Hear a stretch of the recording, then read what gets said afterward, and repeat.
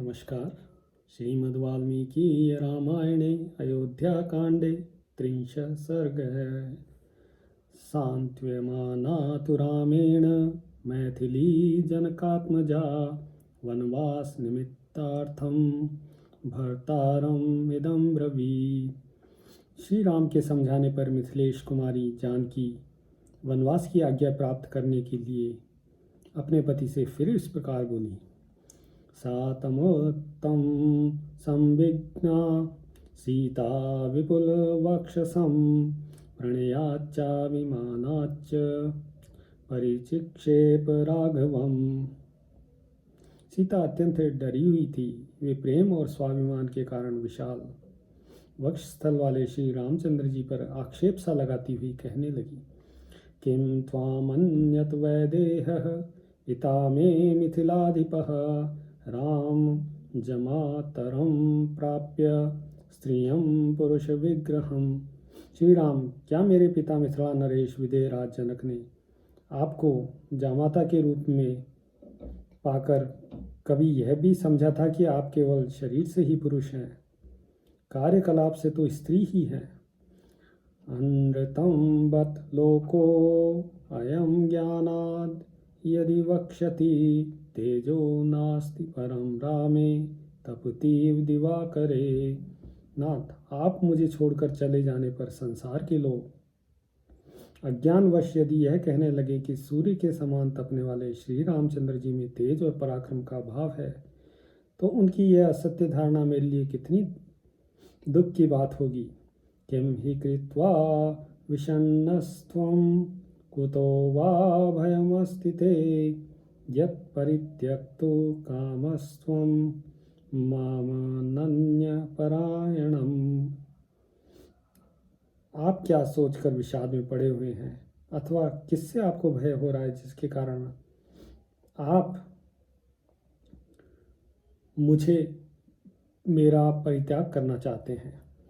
द्युमत्सेन सुतं वीरं सत्यवन्तम् अनुव्रतां सावित्रीमेव मां विद्धि त्वमात्मवशवर्तिनीं।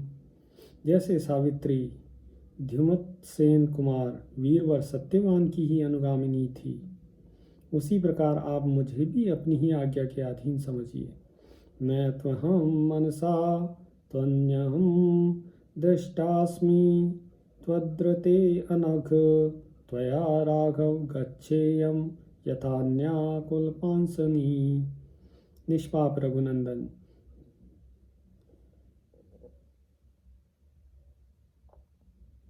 मैं आपके सिवा किसी और को मन से नहीं देख सकती, इसलिए आपके साथ ही चलूंगी और आपके बिना अकेली यहाँ नहीं रहूंगी। स्वयं तु भार्यां कौमारीं चिरमध्योषितां सतीं शैलूष एव मां राम परेभ्यो दातुम् इच्छसि। श्री राम, जिसका कुमारावस्था में ही आपके साथ विवाह हुआ है और जो चिरकाल तक आपके साथ रह चुकी है, उसी मुझ अपनी पत्नी को आप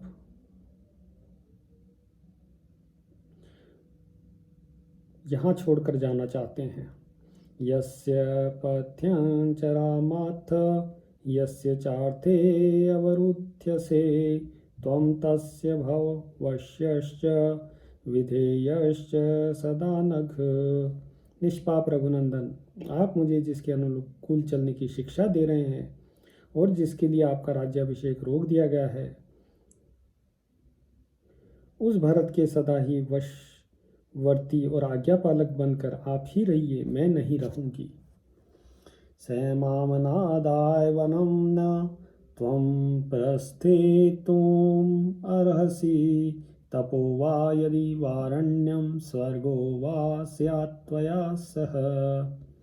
इसलिए आप मुझे अपने साथ लिए बिना वन की ओर प्रस्थान करना उचित नहीं है। यदि तपस्या करनी हो, वन में रहना हो अथवा स्वर्ग में जाना हो, तो सभी जगह मैं आपके साथ रहना चाहती हूँ। न च मे भविता तत्र कश्चित् पथि परिश्रमः पृष्ठतस्तौ गच्छन्त्या विहार शयनैश्विव। जैसे बगीचे में घूमने पर और पलंग पर सोने में कोई कष्ट नहीं होता, उसी प्रकार आपके साथ वन के मार्ग पर चलने में भी मुझे कोई परिश्रम नहीं जान पड़ेगा। कुशकाश शरेशिका ये च कंटकिनो द्रुमः तुलाजिन समस्पर्शा मार्गे मम सह त्वया। रास्ते में जो कुश का सरकंडे सीख और कांटेदार वृक्ष मिलेंगे, उनका स्पर्श मुझे आपके साथ रहने से रुई और मृग चर्म के समान सुखद प्रतीत होगा। महावात समुद्भूतम यन्मामव करिष्यति रजोरमण तन्मन्ये परार्ध्यमेव चंदनम। प्राणवल्लभ प्रचंड आंधी से उड़कर मेरे शरीर पे जो धूल उड़ेगी, उसे मैं उत्तम चंदन के समान समझूंगी। शाद्वलेषु यदा शिष्ये वनांतर्वन गोचरा कुथास्तरण युक्तेषु किं स्यात् सुखतरम ततः। जब मैं वन के भीतर रहूंगी, तब आपके साथ घास पर भी सो लूंगी। रंग बिरंगे कालीनों और मुलायम बिछौनों से युक्त पलंगों पर क्या उससे अधिक सुख हो सकता है। पत्रम मूलम फनम यत्तु अल्पम वा यदि वा बहु दास्यसे स्वयं आहृत्य तन्मे अमृत अरसोपमम। आप अपने हाथ से लाकर थोड़ा या बहुत फल मूल या पत्ता जो कुछ भी देंगे, वही मेरे लिए अमृत रस के समान होगा। न मातुर्न पितुस्तत्र स्मरिष्यामि न वेश्मनः आर्तवान्यो प्रभुञ्जाना पुष्पाणि च फलानि च। ऋतु के अनुकूल जो भी फल फूल प्राप्त होंगे, उन्हें खाकर रहूंगी और माता पिता अथवा महल को कभी याद नहीं करूंगी। न च तत्र ततः किंचित द्रष्टुम अर्हसि विप्रियम मत्कृते न चैते शोको न भविष्यामि दुर्भरा। वहाँ रहते समय मेरा कोई भी प्रतिकूल व्यवहार आप नहीं देख सकेंगे। मेरे लिए आपको कोई कष्ट नहीं उठाना पड़ेगा। मेरा निर्वाह आपके लिए दूभर नहीं होगा। यस्त्वया सह स स्वर्गो निर्यो यस्त्वया विना इति जानन् परां प्रीतिं गच्छ राम मया सह। आपके साथ जहाँ भी रहना पड़े, वही मेरे लिए स्वर्ग है, और आपके बिना जो कोई भी स्थान हो, वह मेरे लिए नरक के समान है। श्री राम, मेरे इस निश्चय को जानकर आप मेरे साथ अत्यंत प्रसन्नतापूर्वक वन को चले। अथ मामेव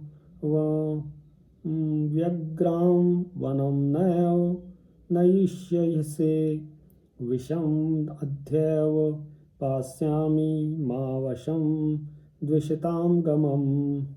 मुझे वनवास के कष्ट से कोई घबराहट नहीं है। यदि इस दशा में भी आप अपने साथ मुझे वन में नहीं ले चलेंगे, तो मैं आज ही विष पी लूँगी, परंतु शत्रुओं के अधीन होकर नहीं रहूँगी।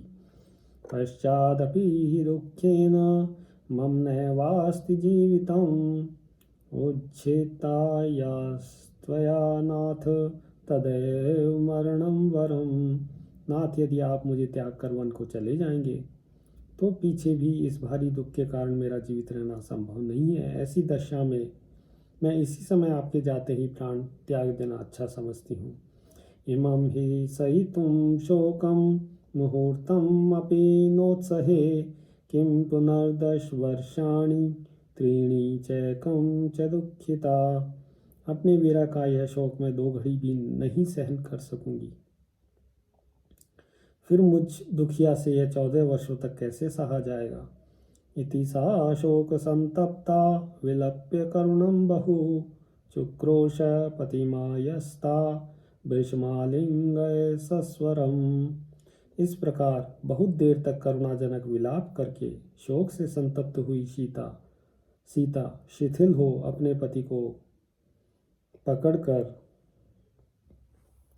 उनका आलिंगन करके फूट फूट कर रोने लगी। साविद्धा बहुभिर्वाक्य अदे अर्दिथैर्यो गजांगना चिरसं नियतं वाष्पं मुमोचाग्निमि वारणिः। जैसे कोई हथिनी विष में बुझे हुए बहुसंख्यक बाणों द्वारा घायल कर दी गई हो, उसी प्रकार सीता रामचंद्र जी के पूर्वोक्त अनेकानेक वचनों द्वारा मर्माहत हो उठी थी। अतः जैसे अग्नि आग प्रकट करती है, उसी प्रकार वे बहुत देर से रोके हुए आंसुओं को बरसाने लगी। तस्या स्फटिक संकाशं वारि संताप संभवं नेत्राभ्यां परिसूत्राव पंकजाभ्यामीवोदकम्। उनके दोनों नेत्रों से स्फटिक के समान निर्मल संताप जनित अश्रु जल झर रहा था, मानो दो कमलों से जल की धार गिर रही हो। तत्सीतामलचंद्राभं मुखमायत लोचनं पर्यशुष्यत बाष्पेण जलोद्धृतमिवाम्बुजम्। बड़े बड़े नेत्रों से सुशोभित और पूर्णिमा के निर्मल चंद्रमा के समान कांतिमान उनका वह मनोहर सुख संताप जनित ताप के कारण पानी से बाहर निकाले हुए कमल के समान सूख गया था। ताम परिष्वज्य बाहुभ्याम विसंज्ञामिव दुःखिताम उवाच वचनं राम परिविश्वास यस्तदा। सीता जी दुख के मारे अचेत सी हो रही थी। श्री रामचंद्र जी ने उन्हें दोनों हाथों से संभाला और सांत्वना देते हुए कहा, न देवी बत दुखेन स्वर्गमप्यभिरोचये नहि मे अस्ति भयं किंचित स्वयंभोर सर्वतः। देवी, तुम्हें दुख देकर मुझे स्वर्ग का सुख मिलता हो तो मैं उसे भी नहीं लेना चाहूँगा। स्वयंभू ब्रह्मा जी की भांति मुझे किसी से किंचित भी भय नहीं है। तौ सर्वम् अभिप्रायं विज्ञाय शुभानने वासं न रोचये अरण्ये शक्तिमानपि रक्षणे।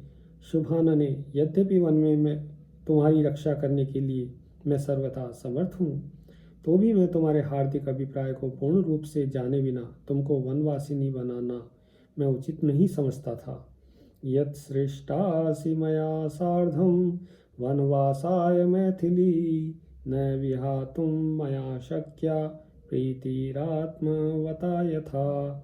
मिथिलेश कुमारी, जब तुम मेरे साथ वन में रहने के लिए ही उत्पन्न हुई हो तो मैं तुम्हें छोड़ नहीं सकता। ठीक उसी तरह जैसे आत्मज्ञानी पुरुष अपनी स्वाभाविक प्रसन्नता का त्याग नहीं करते। धर्मस्तु गजनासोरु सद्भिराचरितः पुरा तं चाहम् अनुवर्तिष्ये यथा सूयं सुवर्चला। पूर्व काल के सत्पुरुषों ने अपनी पत्नी के साथ रहकर जिस धर्म का आचरण किया था, उसी का मैं भी तुम्हारे साथ रहकर अनुसरण करूंगा। तथा जैसे सुवर्चला अपने पति सूर्य का अनुगमन करती है, उसी प्रकार तुम भी मेरा अनुसरण करो। न खल्वहं न गच्छेयं वनं जनक नंदिनी वचनं तन्नयति मां पितुः सत्यो ब्रह्मितम्।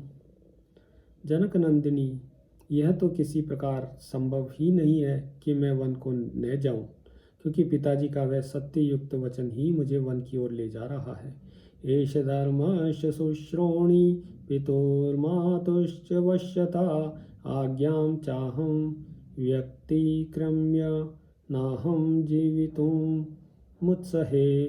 शुश्रोणी, पिता और माता की आज्ञा के अधीन रहना पुत्र का धर्म है, इसलिए मैं उनकी आज्ञा का उल्लंघन करके जीवित नहीं रह सकता।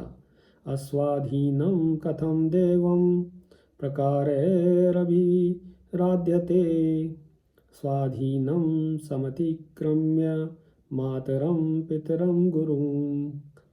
जो अपनी सेवा के अधीन है, उन प्रत्यक्ष देवता माता पिता एवं गुरु का उल्लंघन करके जो सेवा के अधीन नहीं है, उस अप्रत्यक्ष देवता दैव की विभिन्न प्रकार से किस तरह आराधना की जा सकती है।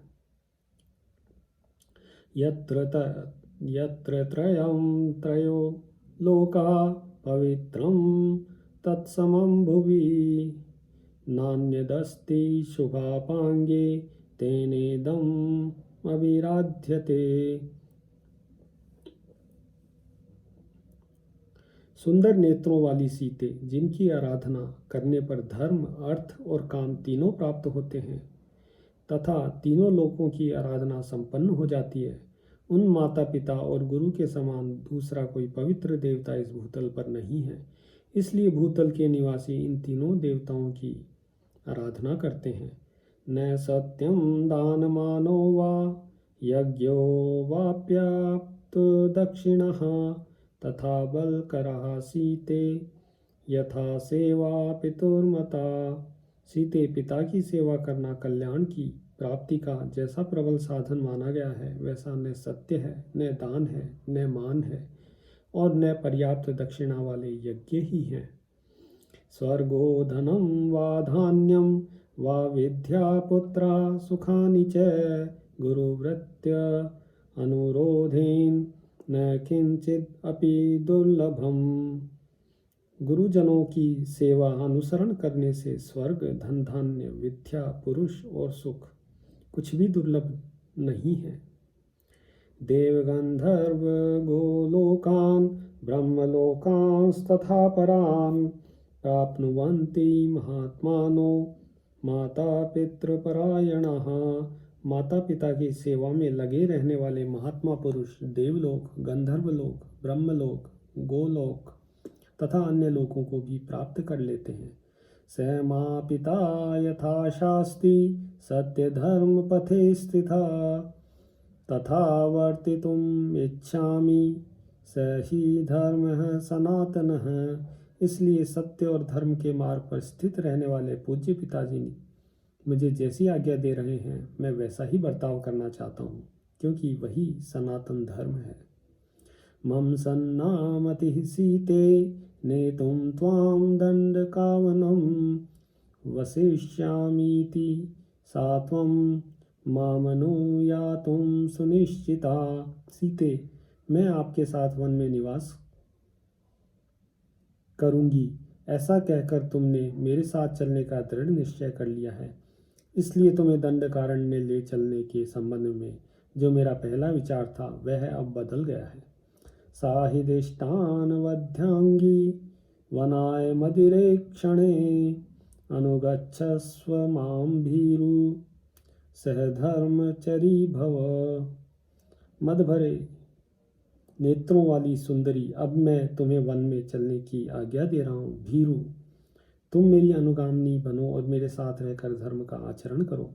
सर्वथा सदृशं सीते मम स्वस्य कुलस्य च व्यवसायम् अनुक्रांता कांते त्वम् अतिशोभनम्। प्राणवल्लभे सीते, तुमने मेरे साथ चलने का जो यह परम सुंदर निश्चय किया है, यह तुम्हारे और मेरे कुल के सर्वथा योग्य ही है। आरभस्य शुभ श्रोणी वनवास क्षमः क्रियः नेदानीं त्वद्रते सीते स्वर्गोऽपि मम रोचते। सुश्रोणी, अब तुम वनवास के योग्य दान आदि कर्म प्रारंभ करो। सीते, इस समय तुम्हारे इस प्रकार दृढ़ निश्चय कर लेने पर तुम्हारे बिना स्वर्ग भी मुझे अच्छा नहीं लगता है। ब्राह्मणेभ्यश्च रत्नानि भिक्षुकेभ्यश्च भोजनं देहि चाशंस समानेभ्यः संत्वरस्व च माचिरम्। ब्राह्मणों को रत्न स्वरूप उत्तम वस्तुएं दान करो और भोजन मांगने वाले भिक्षुकों को भोजन दो। शीघ्रता करो, विलंब नहीं होना चाहिए। भूषणानि महार्हाणि वरवस्त्राणि यानि च रमणीयाश्च ये केचित् क्रीडार्थाश्चाप्युपस्करः। शयनीयानि यानानि मम चान्यानि यानि च देहि स्वभृत्य वर्गस्य ब्राह्मणानाम अनंतरम। तुम्हारे पास जितने बहुमूल्य आभूषण हो, जो जो अच्छे अच्छे वस्त्र हो, जो कोई भी रमणीय पदार्थ हो तथा मनोरंजन की जो जो सुंदर सामग्रियां हो, मेरे और तुम्हारे उपयोग में आने वाली जो उत्तमोत्तम शैयाएँ, सवारियां तथा अन्य वस्तुएं हों, उनमें से ब्राह्मणों को दान करने के पश्चात जो बचे, उन सबको अपने सेवकों को बांट दो। अनुकूलं तु सा भर्तुर्ज्ञात्वा गमनम् आत्मनः क्षिप्रं प्रमुदिता देवी दातुमेव प्रचक्रमे। स्वामी ने वन में मेरा जाना स्वीकार कर लिया, मेरा वन गमन उनके मन के अनुकूल हो गया। यह जानकर देवी सीता बहुत प्रसन्न हुई और शीघ्रतापूर्वक सब वस्तुओं का दान करने में जुट गई। ततः प्रहृष्टा प्रतिपूर्णमानसा यशस्विनी भर्तुर्वेक्ष्य भाषितं धनानि रत्नानि च दातुमंगना प्रचक्रमे धर्मव्रतां मनस्विनी। तदनंतर अपना मनोरथ पूर्ण हो जाने से अत्यंत हर्ष में भरी हुई यशस्विनी एवं मनस्विनी सीता देवी स्वामी के आदेश पर विचार करके धर्मात्मा ब्राह्मणों को धन और रत्नों का दान करने के लिए उद्यत हो गई। इत्यार्षे श्रीमद् रामायणे वाल्मीकीये आदिकाव्ये अयोध्याकाण्डे 30 सर्गः। सियावर रामचंद्र पद जय शरणम्।